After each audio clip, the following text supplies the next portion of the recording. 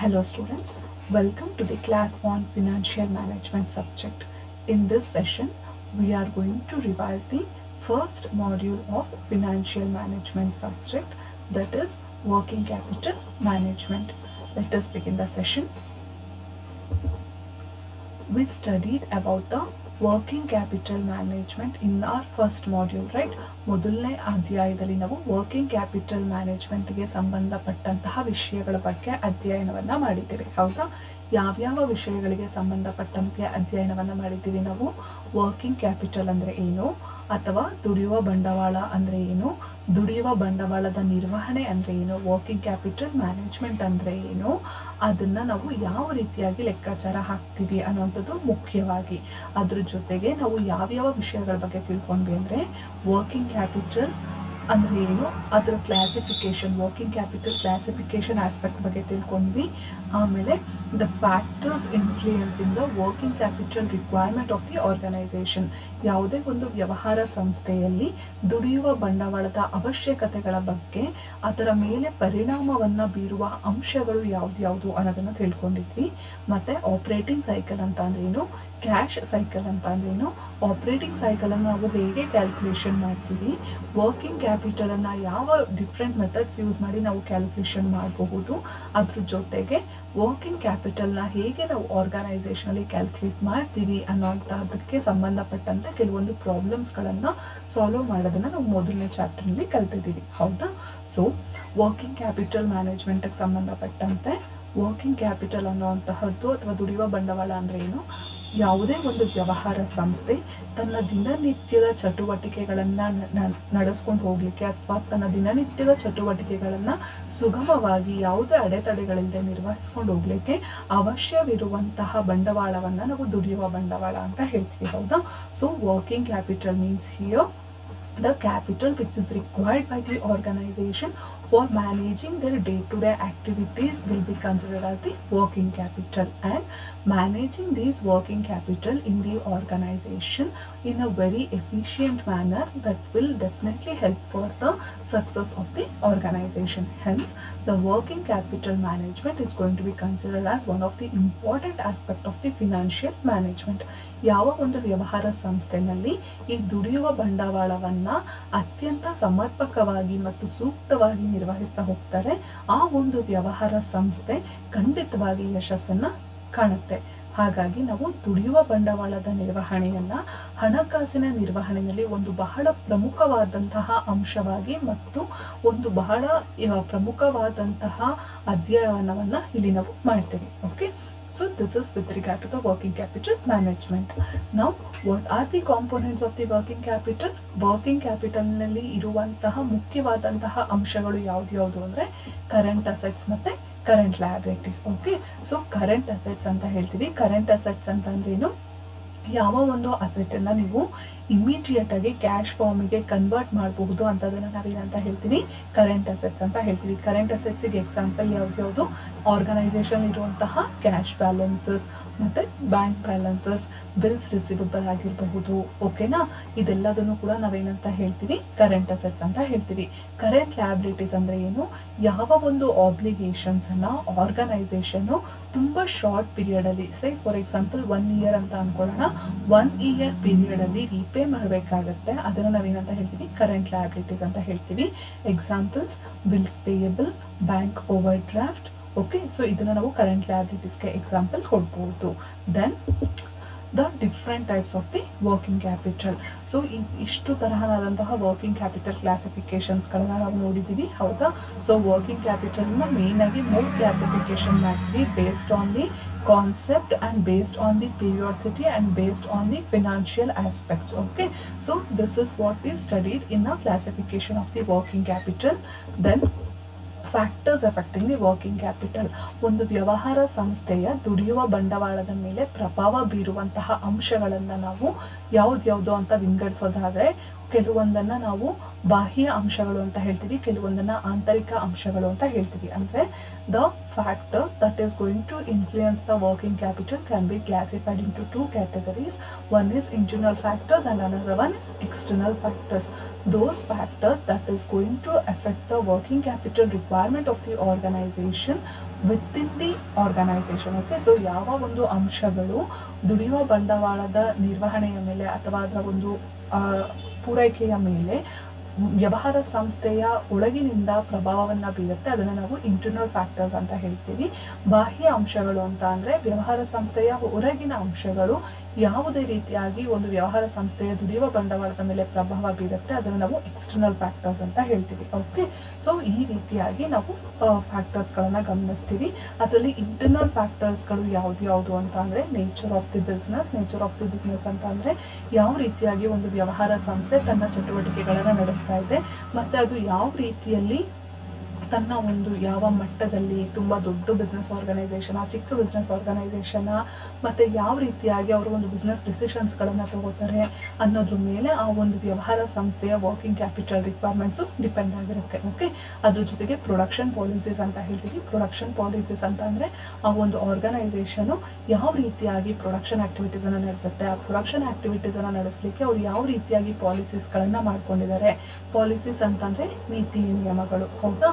So ಆ ಒಂದು ಪ್ರೊಡಕ್ಷನ್ಗೆ ಸಂಬಂಧಪಟ್ಟಂತಹ ಪಾಲಿಸೀಸ್ ಯಾವ ರೀತಿ ಇದೆ ಆರ್ಗನೈಸೇಷನಲ್ಲಿ ಅನ್ನೋಂಥದ್ರ ಮೇಲೆ ವರ್ಕಿಂಗ್ ಕ್ಯಾಪಿಟಲ್ ರಿಕ್ವೈರ್ಮೆಂಟ್ಸು ಡಿಪೆಂಡ್ ಆಗಿರುತ್ತೆ. ಓಕೆ, ಕ್ರೆಡಿಟ್ ಪಾಲಿಸೀಸ್ ಅಂತ ಹೇಳ್ತೀನಿ. ಕ್ರೆಡಿಟ್ ಪಾಲಿಸೀಸ್ ಅಂದರೆ ಆ ಆರ್ಗನೈಸೇಷನು ಅಂದರೆ ಯಾವ ಒಂದು ವ್ಯವಹಾರ ಸಂಸ್ಥೆ ಆ ಆರ್ಗನೈಸೇಷನಿಂದ ಕ್ರೆಡಿಟ್ ಸೇಲ್ಸನ್ನು ಮಾಡಬೇಕಾದ್ರೆ ಅವರು ಯಾವ ಒಂದು ಫ್ರೇಮ್ ವರ್ಕನ್ನು ಫಾಲೋ ಮಾಡ್ತಾ ಇದ್ದಾರೆ, ಯಾವ ಒಂದು ರೂಲ್ಸ್ ಆ್ಯಂಡ್ ರೆಗ್ಯುಲೇಷನ್ಸನ್ನು ಫ್ರೇಮ್ ಮಾಡಿಕೊಂಡು ಅದಕ್ಕೆ ತಕ್ಕ ಹಾಗೆ ಅವರಿಗೆ ಕ್ರೆಡಿಟನ್ನು ಪ್ರೊವೈಡ್ ಮಾಡ್ತಾ ಇದ್ದಾರೆ ಅನ್ನೋಂಥದ್ರ ಮೇಲೆ organisation working capital requirements depend ಆಗಿರುತ್ತೆ. ಓಕೆ, ಸೊ ಅದಾದಮೇಲೆ ಕ್ಯಾಶ್ ರಿಕ್ವೈರ್ಮೆಂಟ್ಸ್ ಅಂತ ಹೇಳ್ತೀವಿ. ಆ ಆರ್ಗನೈಸೇಷನಲ್ಲಿ ಕ್ಯಾಶ್ ರಿಕ್ವೈರ್ಮೆಂಟ್ಸ್ ಹೇಗಿದೆ ಅಂದರೆ ಹಣಕಾಸು ಅವ್ರಿಗೆ ಎಷ್ಟು ಮಟ್ಟಿಗೆ ಬೇಕಾಗುತ್ತೆ ಅನ್ನೋಂಥ ಒಂದು ಬೇಸಿಸ್ ಮೇಲೂ ಕೂಡ ನಾವು ವರ್ಕಿಂಗ್ ಕ್ಯಾಪಿಟಲ್ ರಿಕ್ವೈರ್ಮೆಂಟ್ಸನ್ನು ಡಿಟರ್ಮೈನ್ ಮಾಡ್ತೀವಿ. ನೆಕ್ಸ್ಟ್ ಅದೇ ರೀತಿಯಾಗಿ growth and expansion of the business ಅಂತ ಹೇಳ್ತೀವಿ. ಆ ಒಂದು ವ್ಯವಹಾರ ಸಂಸ್ಥೆಯ ಗ್ರೋತ್ ಆಸ್ಪೆಕ್ಟ್ ಮತ್ತು ಎಕ್ಸ್ಪ್ಯಾನ್ಷನ್ ಆಸ್ಪೆಕ್ಟ್ಗಳು ಹೇಗಿದೆ.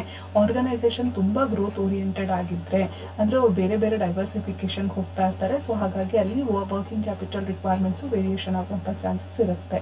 ಸೊ ಗ್ರೋತ್ ಮತ್ತು ಎಕ್ಸ್ಪ್ಯಾನ್ಷನ್ ಆಕ್ಟಿವಿಟೀಸ್ ಹೇಗಿದೆ ಅನ್ನೋದ್ರ ಮೇಲೆ ಆ ಒಂದು ಆರ್ಗನೈಸೇಷನ್ ವರ್ಕಿಂಗ್ ಕ್ಯಾಪಿಟಲ್ ರಿಕ್ವೈರ್ಮೆಂಟ್ಸನ್ನು ನಾವು ಡಿಸೈಡ್ ಮಾಡ್ತೀವಿ. Okay, so the terms and conditions of the purchases and sales.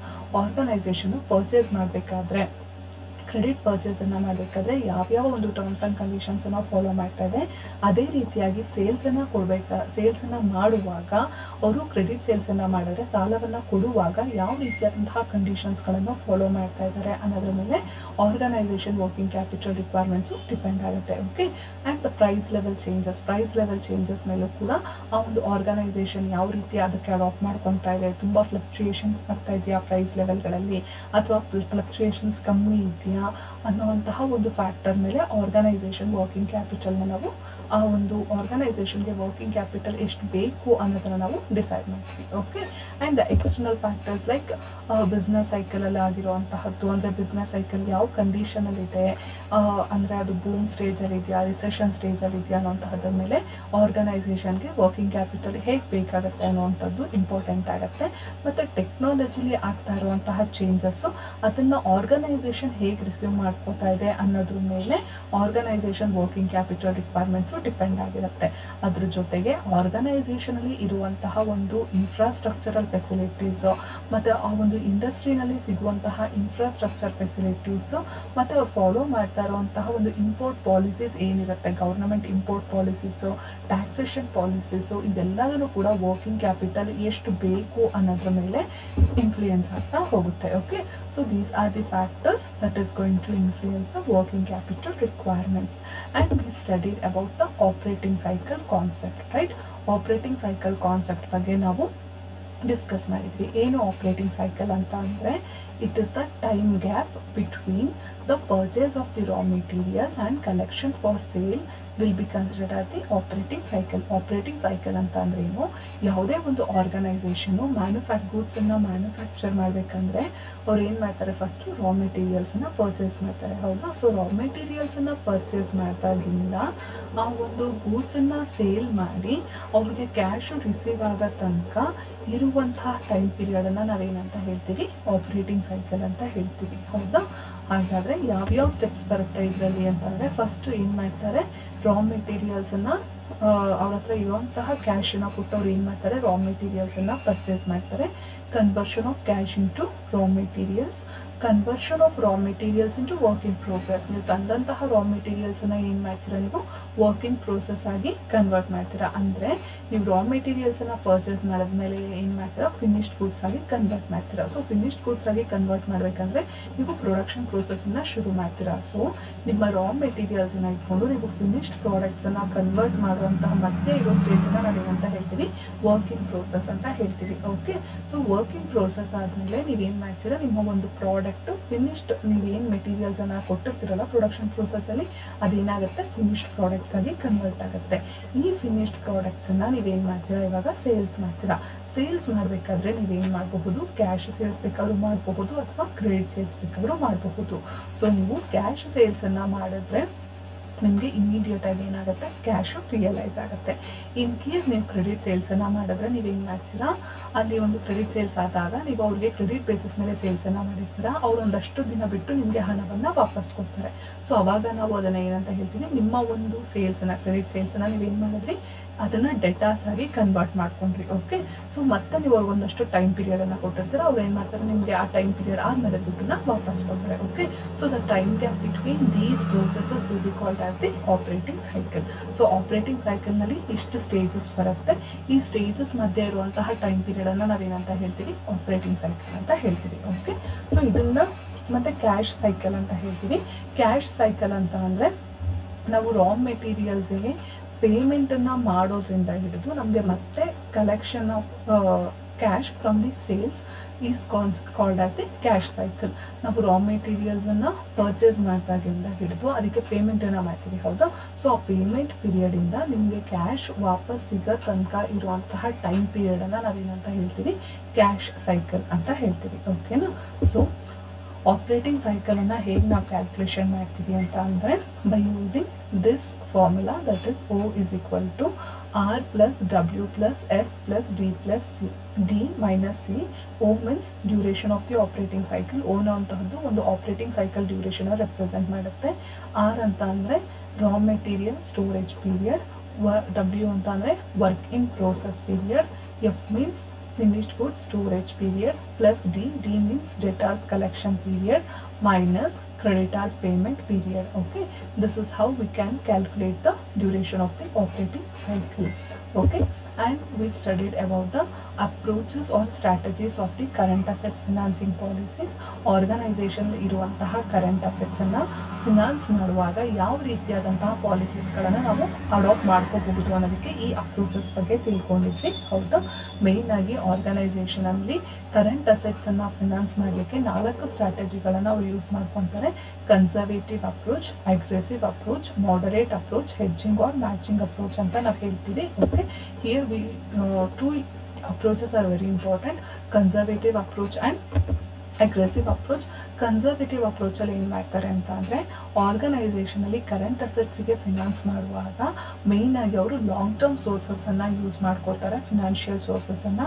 ಇದರಿಂದ ಏನಾಗುತ್ತೆ ಅಂದರೆ ಅವ್ರಿಗೆ ಟೈಮ್ ಡ್ಯೂರೇಷನ್ ತುಂಬ ಜಾಸ್ತಿ ಇರುತ್ತೆ, ಅಂದರೆ ಅಮೌಂಟನ್ನು ರಿಪೇ ಮಾಡಲಿಕ್ಕೆ. ಹಾಗಾಗಿ ಇಲ್ಲಿ ನಮ್ಗೆ ಏನಾಗುತ್ತೆ, ರಿಸ್ಕು ಕಮ್ಮಿ ಆಗುತ್ತೆ, ಅಟ್ ದಿ ಸೇಮ್ ಟೈಮ್ ಪ್ರಾಫಿಟೂ ಕೂಡ ಕಮ್ಮಿ ಇರುತ್ತೆ. Okay, so that is about the conservative approach. And next one is about the aggressive approach. Aggressive ಅಪ್ರೋಚಲ್ಲಿ ನಾವು ಏನು ಮಾಡ್ತೀವಿ ಅಂತ ಅಂದರೆ, ಆರ್ಗನೈಸೇಷನ್ ಇರುವಂತಹ ಕರೆಂಟ್ ಅಸೆಟ್ಸನ್ನ ಫೈನಾನ್ಸ್ ಮಾಡಬೇಕಂತ ಅಂದರೆ ನಾವು ಶಾರ್ಟ್ ಟರ್ಮ್ ಸೋರ್ಸಸ್ ಆಫ್ ಫಿನಾನ್ಸನ್ನು ಯೂಸ್ ಮಾಡ್ಕೊತೀವಿ. ಈ ಅಪ್ರೋಚ್ನಲ್ಲಿ ನಮಗೆ ಟೈಮ್ ಪೀರಿಯಡ್ ತುಂಬ ಕಮ್ಮಿ ಇರುತ್ತೆ ಅಮೌಂಟನ್ನು ರಿಪೇ ಮಾಡಲಿಕ್ಕೆ, ಹಾಗಾಗಿ ನಮಗೆ ರಿಸ್ಕ್ ಜಾಸ್ತಿ ಆಗುತ್ತೆ. ಅಟ್ ದಿ ಸೇಮ್ ಟೈಮ್ ನಮಗೆ ಒಂದು ಪ್ರಾಫಿಟ್ಟು ಕೂಡ ಜಾಸ್ತಿ ಆಗುವಂತಹ ಚಾನ್ಸಸ್ಸು ಜಾಸ್ತಿ ಇರುತ್ತೆ. Okay, so that is about the aggressive approach. And we discussed about the format for the estimation of the working capital requirement, and even we solved the problems with related to this working capital requirement. So current assets ಇಂದ current liabilities ಅನ್ನು ನಾವು minus ಮಾಡ್ತೀವಿ. ಆ ಬಂದಂತಹ amount ಜೊತೆಗೆ ನಾವು safety margin ಅನ್ನು add ಮಾಡಿ ನೆಟ್ ವರ್ಕಿಂಗ್ ಕ್ಯಾಪಿಟಲ್ ರಿಕ್ವೈರ್ಮೆಂಟ್ ಅಂತ ಹೇಳಿ ಕ್ಯಾಲ್ಕುಲೇಷನ್ ಅನ್ನು ಮಾಡ್ತೀವಿ. Okay, so these aspect we studied in our first module, and even we solve the some problems related to this, right. So ಇಷ್ಟು ಆಸ್ಪೆಕ್ಟ್ಸ್ಗಳನ್ನು ನಾವು ಮೊದಲನೇ ಚಾಪ್ಟರ್ನ ಅವಧಿನಲ್ಲಿ ತಿಳ್ಕೊಂಡಿದ್ದೀವಿ. Okay, thank you.